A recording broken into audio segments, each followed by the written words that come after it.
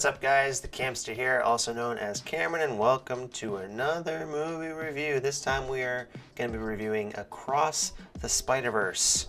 This movie has been pumped up for a long time, and I have been pumped up for it for a long time. The first one was an absolutely incredible film. I was a little bit late to the party watching it. I watched it maybe 3 years after the fact it came out. So yeah, I know. Yell at me in the comments. But I watched it. It was incredible. And so I was super excited for this film when it got announced. And I am pleased to inform everybody that this movie is simply fantastic.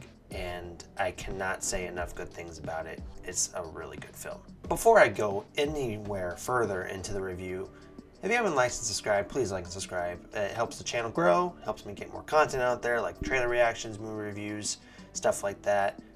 Again, liking and subscribing also gets my views up and, gives me some constructive criticisms on how to make my reviews better and vice versa on other things. So liking and subscribing would be very much appreciated. Also, before I get any further into the review, I am going to put a massive heavy spoiler warning at the top of this video.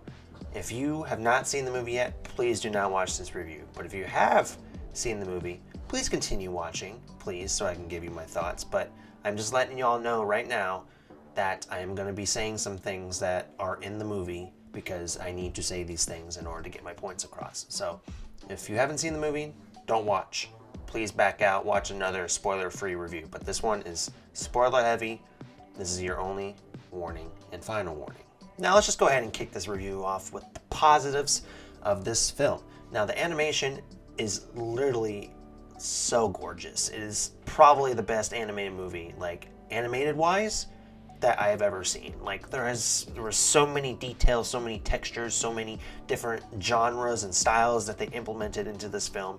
And you can tell that Sony Pictures took their sweet time with this. I mean, they had 5 years to get the animation down, and it looks like they spent those 5 years and very well crafted the animation in this film. It was very well done, and you can they were really flexing their muscles. You could just tell. As Sony Pictures, bounce between worlds, you can see that the backgrounds and not only the backgrounds, behind the characters as they talk or whenever the characters are, slung into the new world that the movie takes place in. The one scene or couple scenes that I can think of that I can really say that, to tell you how much I love this animation was the scenes between Gwen and her father. From all the way till when her father found out that she was Spider-Woman, all the way to when she came back after being gone for so long, and they reconciled and had their little talk and their little, reconciliation. You can tell, in the little backgrounds, as they're letting their emotions pour out, it was little, paint streaks. If you let paint run down on canvas and you let it, smear across each other, that's what happened in the back. And that's what Gwen's entire world was made out of. It was if you would see Gwen swinging throughout the city and her world, in the very background, it was just streaks of paint. And it was just so fascinating to look at. It was just astonishingly beautiful. And Sony Pictures, animation, they have to be very proud of themselves because they did a very, well done job on giving us different animations. And it really made the film unique. And that's what made the first film unique.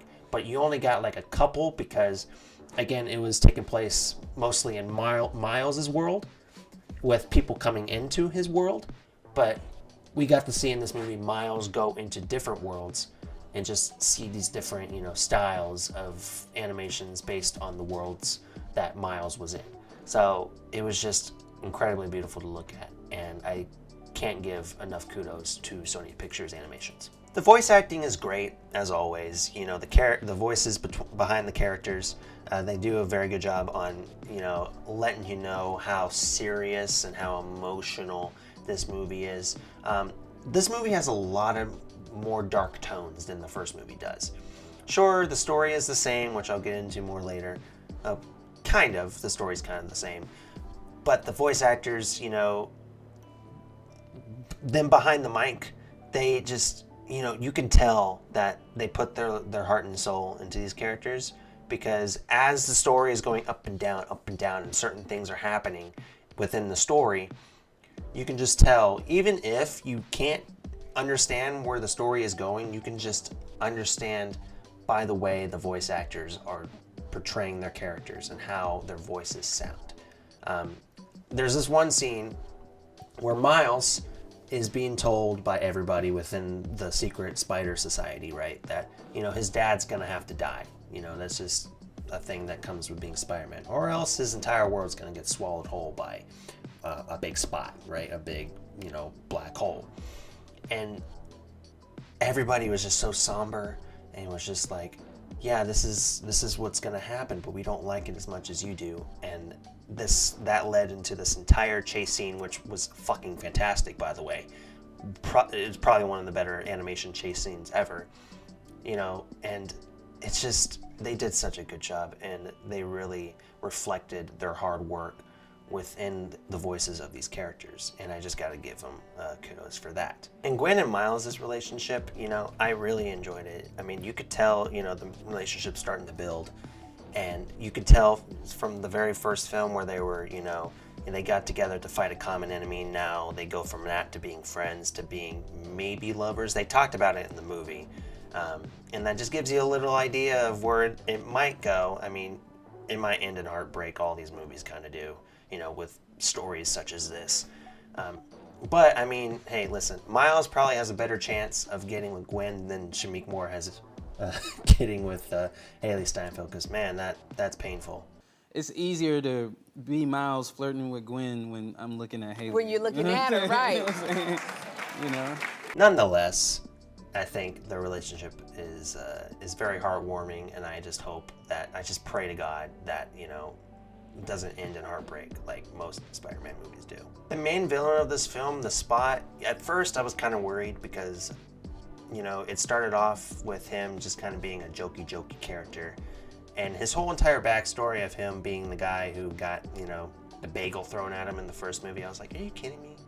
Like, I mean, it's funny, yeah, but like, that's your main villain story, origin or whatever. It's just, I thought it was kind of cringe, and I was just like, okay, well, it's fun, but doesn't mean I have to like it. But, Sony Pictures proved me wrong. As the movie progressed, the Spot began to be more terrifying and more scary. And as the movie was ending, I was just like, wow, this guy is scary. And ultimately, I liked him as a villain, and the second part will probably build upon that. But overall, good villain. Kind of a shaky start, but a good finish. The Spot was a great villain for this film. So onto the story, like I was mentioning in the beginning. The story, I think, is more so the same than to the first one, with Miles, trying to prevent the loss of his dad. The first one, he lost his uncle, and he didn't want his dad to die due to the whole, cataclysm thing, the converter blowing up. And then in this one, he is trying to stop his dad from dying because of the whole, chaos theory, I think that's what it's called, or event theory. I can't remember the specific term for it, but that's, the thing that every Spider-Man goes through, or else the world gets eaten. And so he wants to stop that from happening to his dad, because he doesn't want to lose his dad. He loves his dad. And he thinks that not every Spider-Man has to go through that. And so that kind of correlates with the first film. And while that's kind of more so the same, I felt like this movie, story-wise, was much more intense, like much more fast-paced, because there's a timeline. Miguel, Spider-Man 2099 was like, oh, he dies in 2 days. So I think in that essence, the story is much more fast-paced, which means much more intense. And so, there's a timeline. So we got to get things done. And in my opinion, I think that's why the story kind of barely, inches in front of the first film. But overall, I think the stories are more so the same, but it's not a bad thing. Both stories are great, okay? Just take it as it is. And I really liked the intro with Gwen. and her kind of backstory and how she lost her Peter Parker, how she lost her Spider-Man, and how she fell out with her father and how that kind of built and built. And that little 20, 30-minute intro, however long it was, I think it was a good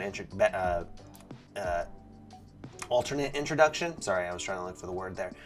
I think it was a better alternate introduction of her and the pregnant Spider Woman. I forgot her name, and then of course Miguel Spider-Man 2099.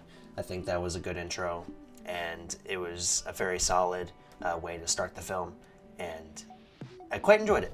I really did. Now, while the movie may be very, very, very good and probably going to be one of my top films of the year, there's going to be some negatives. Now, the negative parts of this film, towards the intro that I just talked about, how much I loved it. I don't know if it was just my experience, but the volume for Gwen when she's, doing her drumming solo and she's kind of giving us, what happened in the first film and kind of giving us all that. Her voice is very low. I could barely hear her.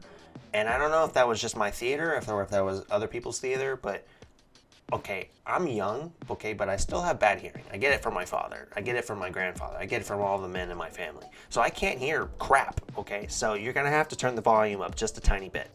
While that might be a nitpick, it kind of ruins the experience a little bit. But once we got past that part of the introduction, everything was fine. I could hear everything. So no harm, no foul. This negative might depend on the person, especially, but the cliffhanger that it ends on, it really pissed me off. Now, I know there's a part 2. Okay, I get it. All right, you have to build up on this part 1 and then the part 2. But the fact that, this entire, plot twist of Miles being in the wrong dimension and finding out that one of his alternate egos is actually Prowler himself and his uncle's alive, but his uncle's not Prowler, he is. And then Gwen has to build this entire new team to go save Miles and go defeat the Spot. And then all of a sudden it just cuts to black and then says, to be continued. To be continued?